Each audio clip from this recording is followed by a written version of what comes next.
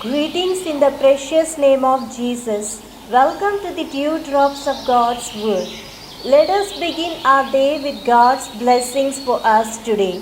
From the Gospel according to St. John, chapter 2, verse 4.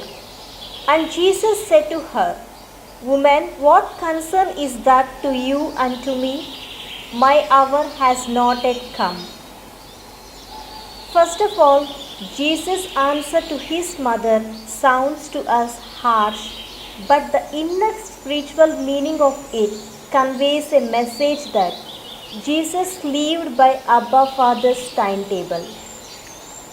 Jesus knew that his life on earth is to give us salvation.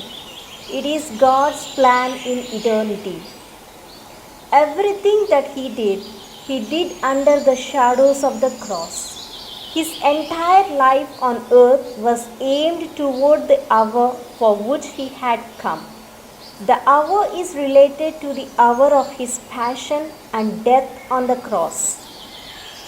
Jesus looked at his life from the viewpoint of eternity and not from the ever-changing background of time. So he kept his eyes always on the clock of his hour. Secondly, let us also consider the mystery behind the Lord's words. What concern is that to you and to me? In the wedding at Cana, the Lord was telling his mother, and today he is telling all of us to remember that we are the children of God and that there is nothing to worry about any want in life, because Abba Father will provide for us just in time and in plentiful. Once Mother Mary understood the truth behind her son's words, at once she instructed the servants to do whatever he would tell them. Another thing to consider, Christ said that his hour had not yet come.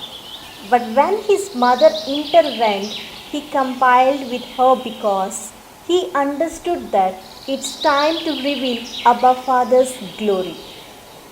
My friends, shall we put a stop to all our worries and concerns that disturb us? Shall we trust in God's providence for us? Let us at this moment banish from all our worries and place ourselves into his mighty arms where we are safe. Let us experience the happiness and joy that Christ provides. Let us say a small prayer. Abba Father, thank you for speaking to me through your holy word.